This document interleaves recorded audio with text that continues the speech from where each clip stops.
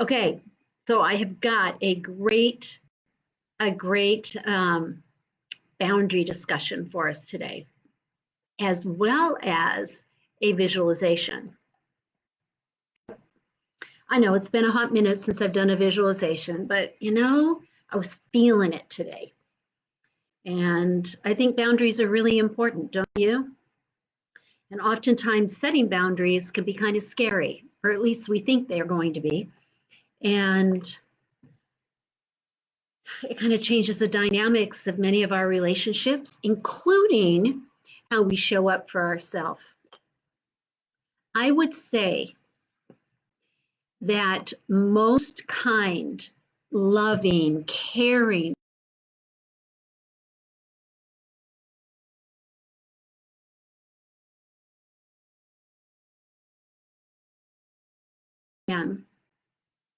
and oftentimes lessons relearned on how to set and keep healthy boundaries.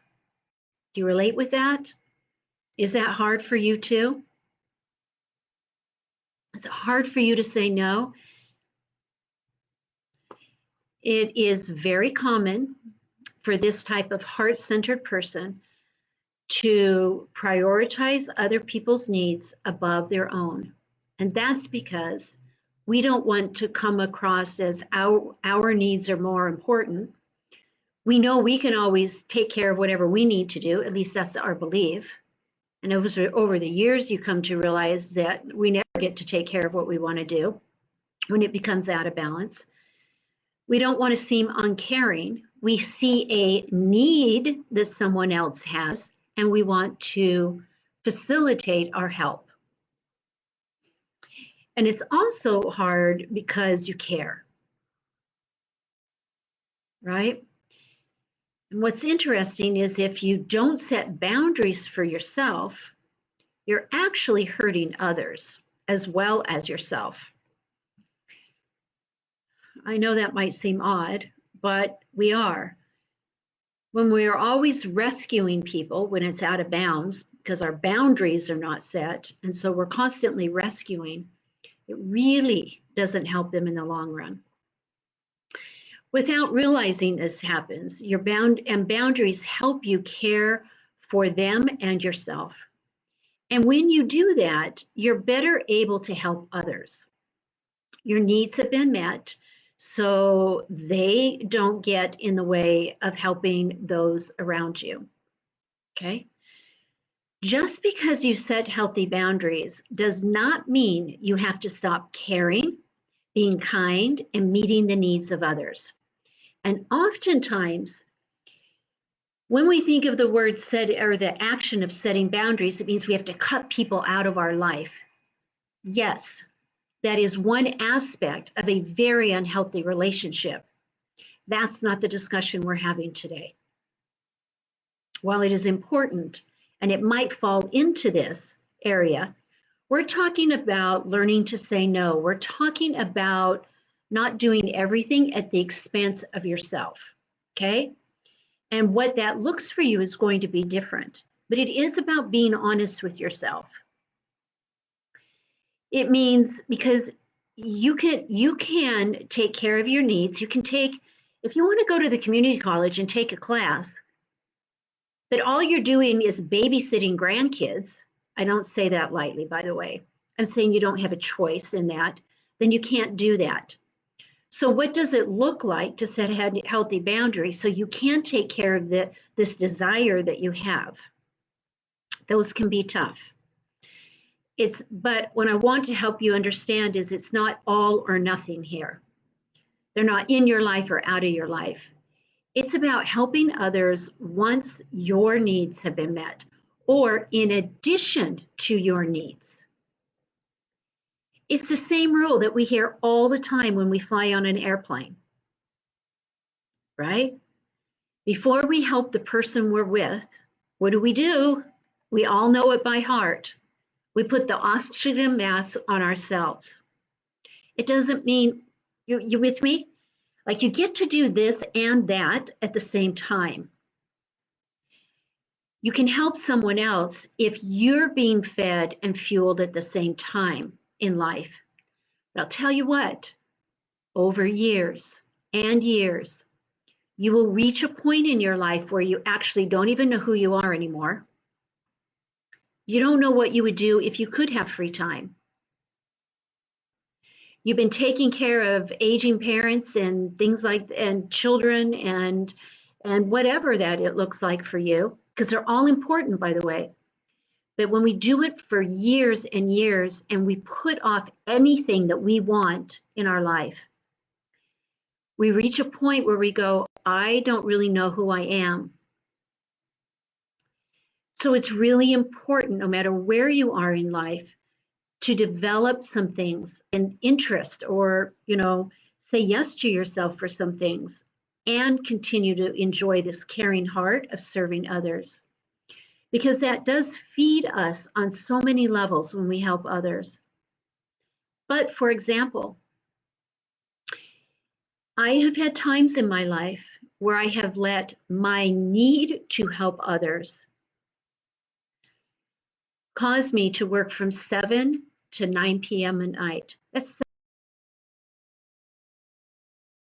really out of balance when I say it like that. But when I was in it, hey, I was good to go, until all of a sudden I wasn't anymore because my body was exhausted.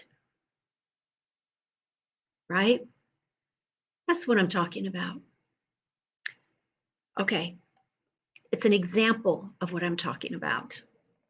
Because if you run out of oxygen, energy depletion, physical depletion, you will not be able to do anything that you wanted or anyone else needs help with.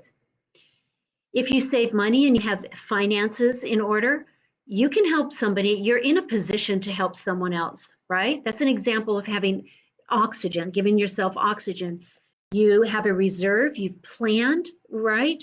And then you have the reserve for which you can give from. It's not depleting everything. It's not depleting your monthly ability to live.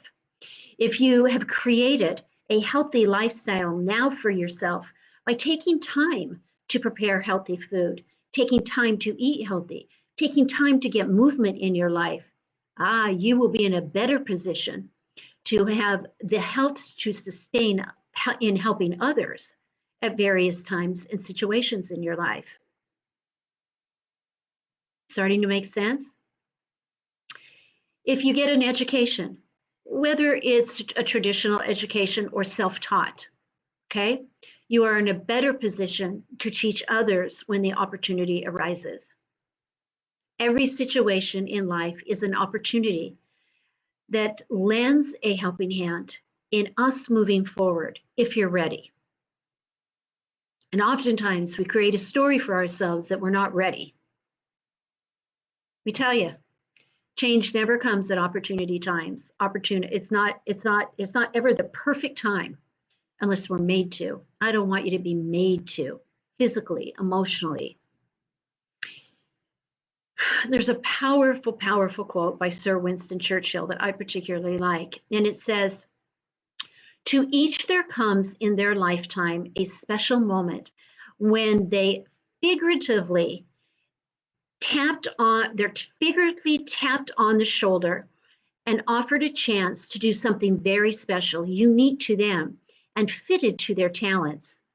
What a tragedy if that moment finds them unprepared and unqualified for that which could have been their finest hour." In order to be ready for that figurative tap on the shoulder, you have to have boundaries now. You have to take care of yourself. You have to say yes to some things, right? And that you desire, and you need to have the space to think about what you desire in order to put you in a position to step up on the plate, right? Up to the plate when it's time to make a difference. A difference in the world and in the lives of those around you. And it helps relationships grow and flourish in setting boundaries. It is vital to health, to be healthy. It's vital to long-lasting relationships. If we are always the one caregiving in the relationship with a spouse, a partner, a friendship, if we are the only one giving in this friendship, relationship, what happens over 5, 10, 20 years? Not a lot, is it? You're not feeling super energized. The first boundary is with yourself, though. Oftentimes, well, let's start with keep the commitments to yourself. If you say you're going to do something, you do it. You don't make an excuse as to why something else came in. And I'm not talking about emergencies, but I am in a way, because oftentimes emergencies always happen. And if your life is full of putting out fires all the time and you're living in overwhelm, it's way out of balance. You're going to live a very scattered, undecisive life for your personal life if you're living that way right now. If you say you're going to do something, I want you to do it. Start that simply. Now, oftentimes, people that have a hard time setting boundaries and those that are raised in an environment of constantly apologizing. Have you been around somebody that's constantly apologizing? Now, I'm giving you tools here to help you gain the strength to start setting healthy boundaries. Pause. Have you thought about can you think about somebody in your life that says, I'm sorry for everything? Pause and ask yourself, do I apologize for everything? It's a weakened state of being. I am not saying we don't say we're sorry. Of course we are. Do not misinterpret this. I'm sorry is the beginning.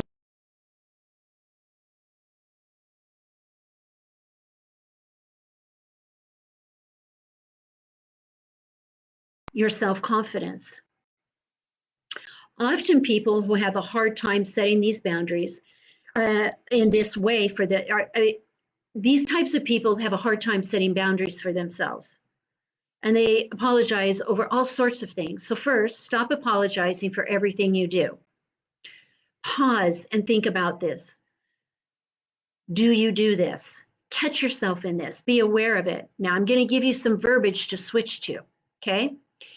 You're going to go from an I'm sorry state of that I'm talking about to a state of being thankful on the other end, okay?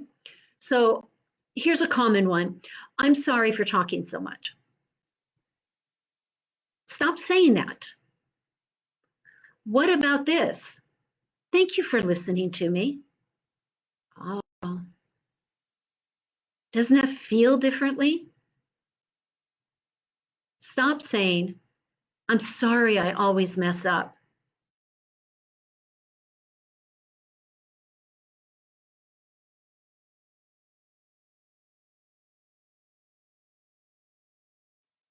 Thank you for accepting me.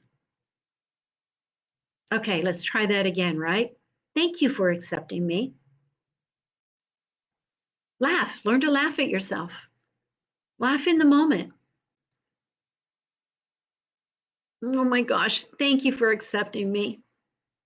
What a different feeling. Here's another one. And maybe you are late all the time. That's a different subject, something to look at, okay, as to why you are. And that is a pattern that can be cleared, by the way. But here's one. I'm sorry for always being late. Well, first of all, if you're late to everything, it's annoying anyway to people. Okay. They think it makes them feel that you're more important than their time. It's not a good thing. Oh my gosh, I won't even get off on that rabbit hole. Okay. But it is very common, even when we're a minute late, for people that say I'm sorry. Let's say they're not consistently late, but they're a minute. Here we go. I'm sorry for being late. If someone's there for you, you might not be late. You might both be 10 minutes early. Because you arrive after the first person doesn't mean you're late. So quit saying it, even if you are late. And be thankful. Say, thank you for waiting for me. Let's grab our table. Thank you for waiting for me. I'm so happy to see you. Oh, doesn't that feel so much better? This is a first step to setting boundaries. This will help you feel more confident in your relationships with others, because oftentimes we can't set boundaries when we don't feel confident with ourselves in a relationship. Okay? Now, what about that habit of agreeing to everything and not honoring your own time? Well, Brene Brown said, compassionate people ask for what they need. They say no when they need to, and when they say yes, they mean it. They are compassionate because their boundaries keep them out of resentment. Bam, right? Mic drop. We do more harm than good when we allow ourselves to become resentful. Have you ever become resentful in a relationship? I have. At some point, you can become frustrated. Resentful is the extreme, right? But be honest with yourself how this feels to you when you're the only one giving. Okay. To have boundaries helps us prevent this type of feeling, these experiences and emotions. But how do you set boundaries without hurting others? Well, I went to a book for that. Okay. I gave you some tools that I use. Okay. And there is a book called Boundaries, and this is by Dr. Henry Cloud and Dr. John Townsend. Okay. And they share in this book myths.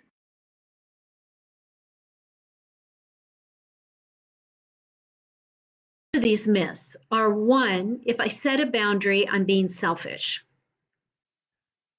Even if you're not consciously aware of this, it ruminates in the subconscious. It can be that we can't say no because we don't want the visibility of that. What does that look like if I say no? Are they all going to turn and, we don't even, it's just it's the unconscious and the conscious fear of looking and being and judged that you're being selfish. There is a difference, by the way, between selfishness and stewardship. Isn't that a great word? Selfishness is doing things for ourselves without thought of others.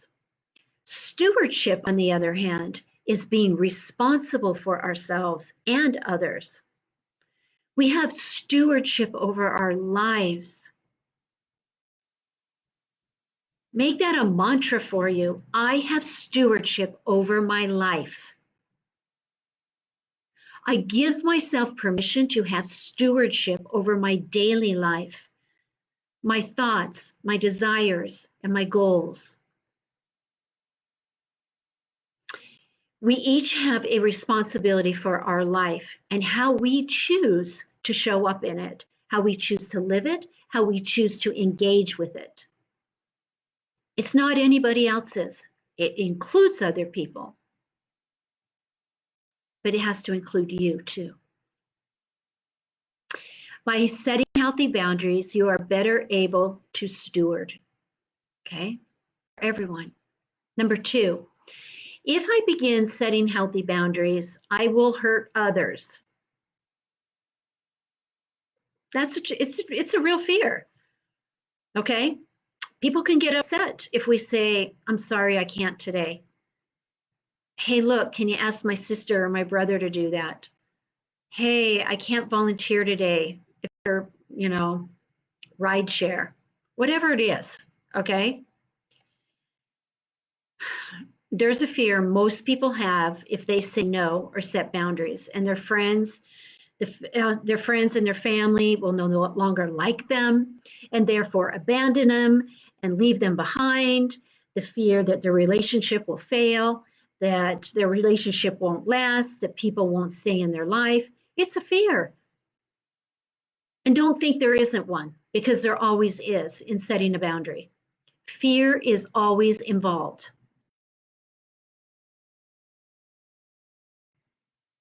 Have you ever felt fear around setting a boundary? It's probably the most common myth of setting boundaries. is that no one will like you. The worst case scenario is someone gets upset with you in your family and throws a tantrum. Okay? That's the worst case scenario. Or if you have a friend that gets upset and doesn't call you anymore, is that really the worst case scenario? Can we put that in perspective? Because I will tell you what will happen is you will have less frustration in your life, you will have space to think, and you will have opportunities to meet new people if those worst case scenarios were to come about, okay? Now, the other part of this equation is we don't want to feel the pain of not being liked and appreciated, and no one wants to be hurt by others, not even us. Belief that somebody in our life at least is better than being alone. How many times, though, really in life have we been hurt by others? Come on, by the time you get to my age, you've been hurt by other people. What about those friends or friend, your best friend that didn't invite you to her birthday or his birthday party? Right? It's a pattern of life. When something changes in life, new opportunities come about. And if we live in fear, nothing will happen. So being hurt in life has countless numbers to it. That's real life. But so is you getting to live real life. So it's a little bit of learning how to set boundaries so that you can have more of a life. And this is because more times than not, when we get hurt, by the way, boundaries were not understood or defined by one or both persons in the relationship. So when there aren't boundaries, right, then things can become out of balance. Boundaries actually protect us as well as others from getting hurt more. And that makes setting them worth it. Like, I want you to be excited about finding ways to set healthier boundaries. Third myth is the opposite. The opposite, if I set boundaries, I will hurt others and burn bridges. So I kind of am morphing the two a little bit, okay? Because you can't talk about the fear of people being upset without fearing, too, that you're going to burn a bridge. So the worst case scenarios fall into this one better, right? The last thing most of us want to do is to hurt others, especially when you have a gift of being service-minded. If you have that gift of giving and sharing, not everybody has it, so don't take it for granted. By setting healthy boundaries, we don't hurt anyone, actually. We help them, we help ourselves. Let me continue a little bit with this book. Okay, it's simply called Boundaries if you want to look it up. It says it's healthy to have more than one person in our life. Now think about that. It's healthy to have more than one person in our life. We need a group of supportive relationships. And the reason is simple. Having more than one person in our life allows our friends, okay, to be human,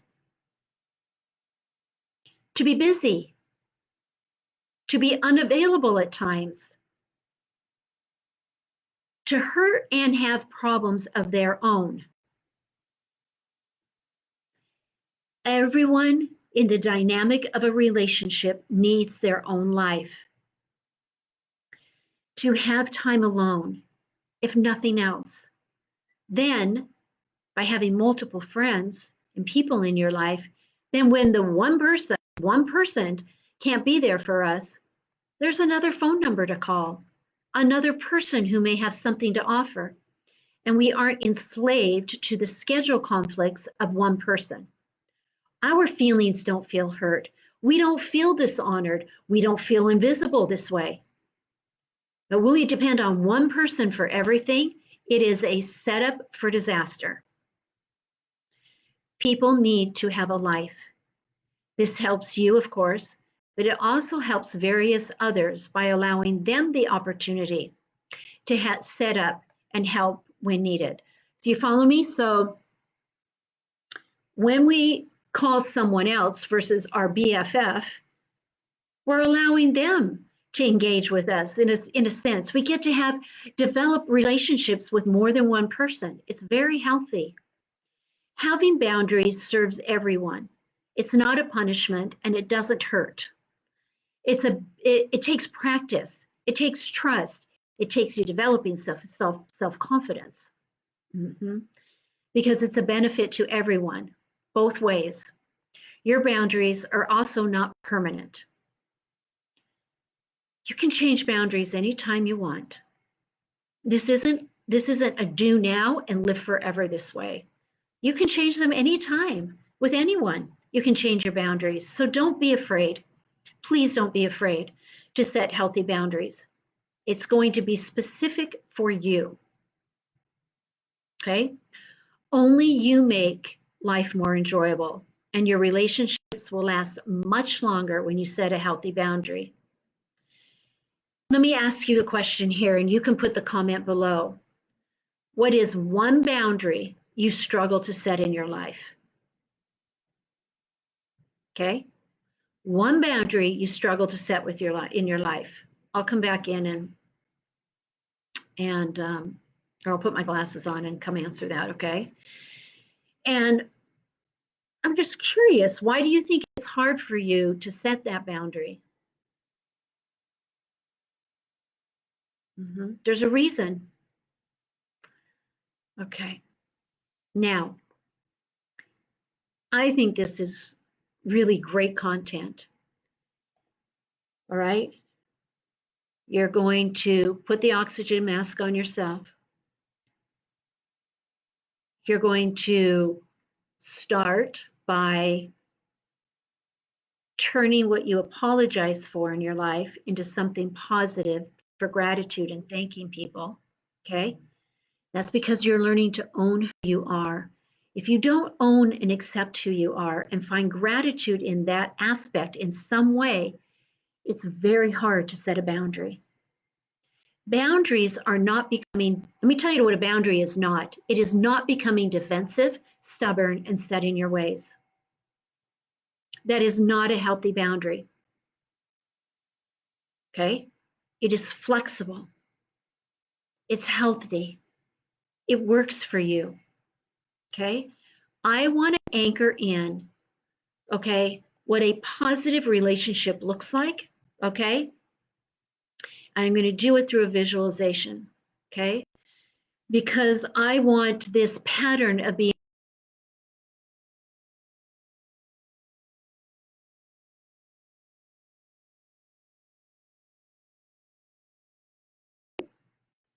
and answer some questions, all right?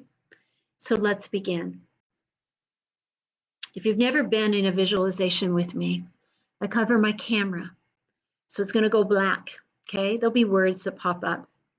And I do this because I want you in your head. I want you to close your eyes. You'll do some breathing with me, okay? I want you, all you have to do is think of the thing, the creation I'm creating for your mind. That's all you have to do. Just picture it in like a movie in your head. If you want to sense, feel, and imagine that you are in it, great. But don't make this visualization hard, is what I'm saying. The brain gets it, the subconscious will connect, and it will help you repattern the brain, okay? If you're paying attention to me, what I'm doing, okay, you're not connecting to the visualization. So I'm going to cover my camera. And I want you to get into a comfortable position, okay? Preferably with both feet on the ground. All right. Let's begin.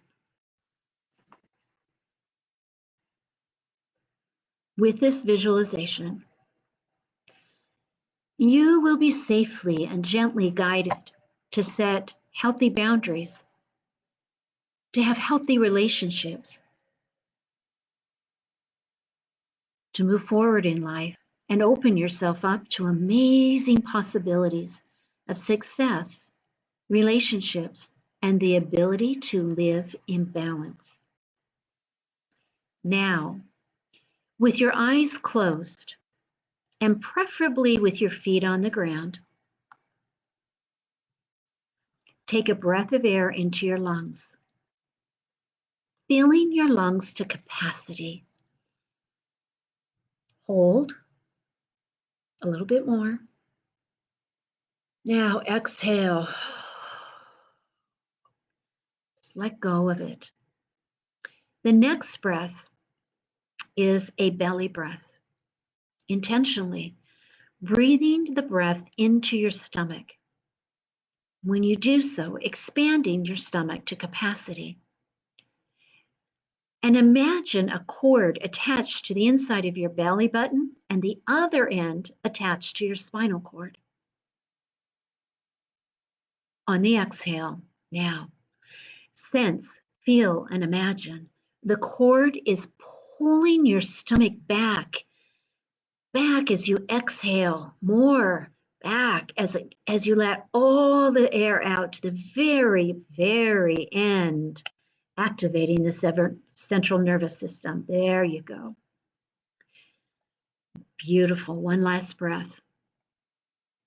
Filling your lungs to capacity as you imagine the breath continuing, filling your lungs all the way.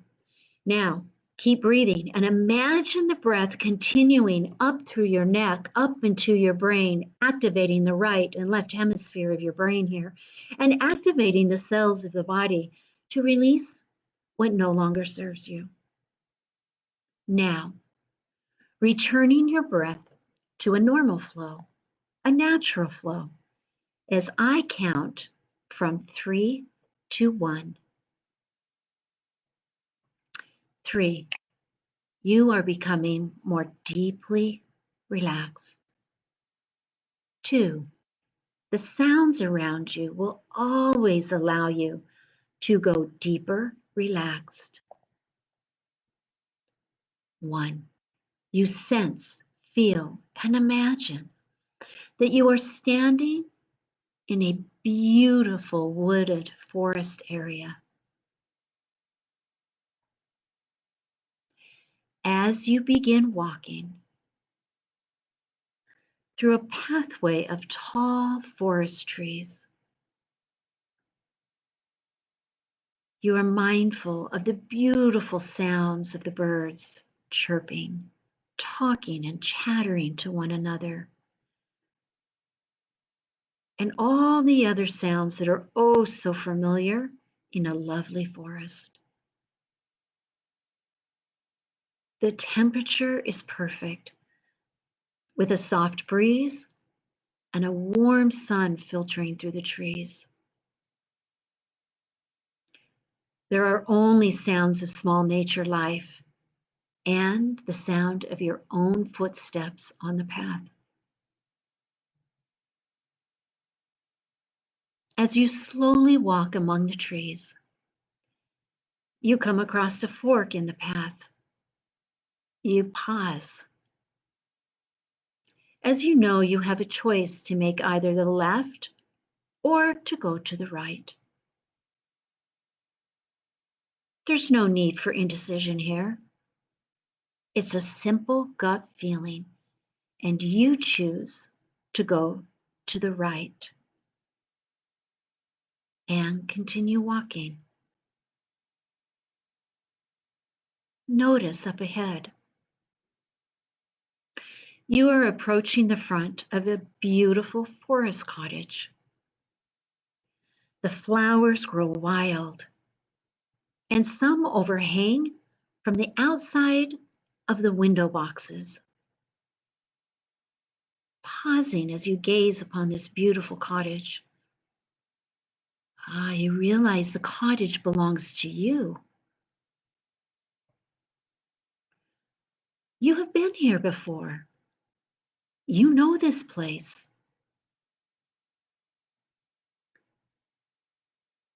Walking up to the door, putting your hand on the door, it glides open effortlessly as if the whole door and house is smiling as it greets you. Stepping inside, you see that everything is in order, with fresh flowers on the side tables. All the pillows are fluffed, just as you had left it. You love your cottage home. Sitting down on your comfortable sofa, a flood of memories come washing back over you, as if your cottage walls were directly speaking to you, bringing back positive memories of people that have been in your home. And then there's not so positive memories where people in your life had not honored and valued your boundaries of friendship, where family dynamics hadn't had good boundaries, and where some of these people had taken advantage of your goodness and the charm of your home.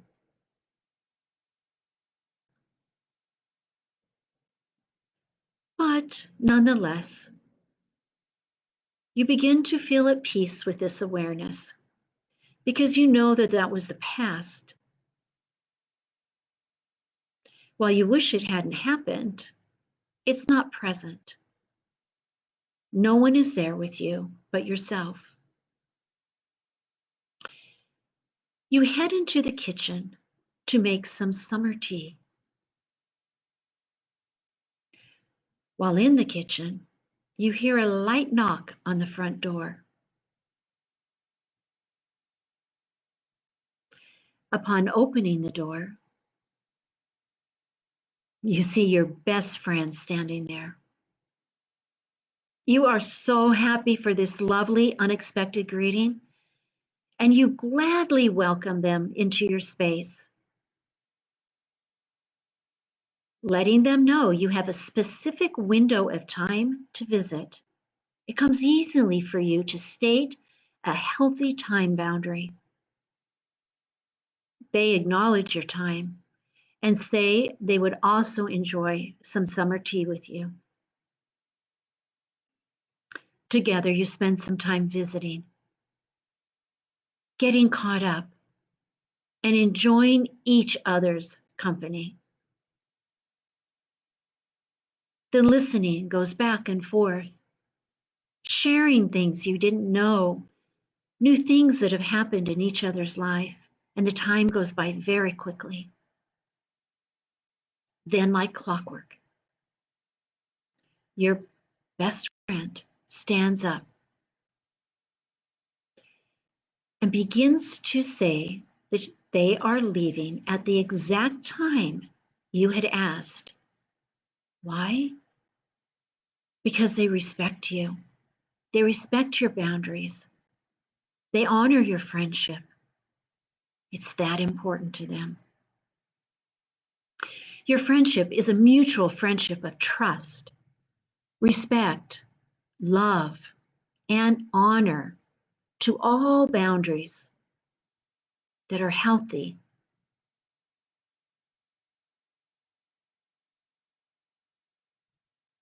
Giving them a hug goodbye. As you close the door, you pause. You reflect how a few hours earlier, old stuff had been in your mind. No, you reflect now how far you have come. The lessons of the past regarding boundaries and how you are strong and confident in setting healthy boundaries now, how you have changed, how you are different, how you've created space.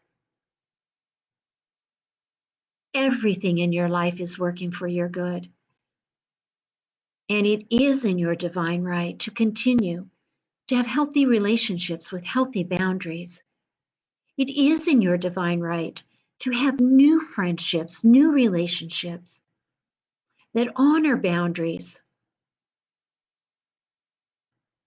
It feels so good. You breathe in this awareness of being true to yourself. You breathe in the awareness and state your boundaries, and knowing that you have confidence to state them, and knowing that others in your world will respect them. Boundaries serve yours and others' highest good. Beautiful. Now, bringing your awareness back to your breath. I will count from 1 to 3. And you will come back to your original space with clarity and inner peace, knowing that you can come to your cottage at any time you ever desire. 1. Bring your awareness back to your body. 2. Activating the cells in your body with a renewed, integrated soul's truth of self-acceptance and healthy boundaries. 3. Eyes wide open, as you are now fully accepting of receiving healthy friendships, healthy boundaries, healthy relationships, and the answers you seek now and in the future. And you are complete.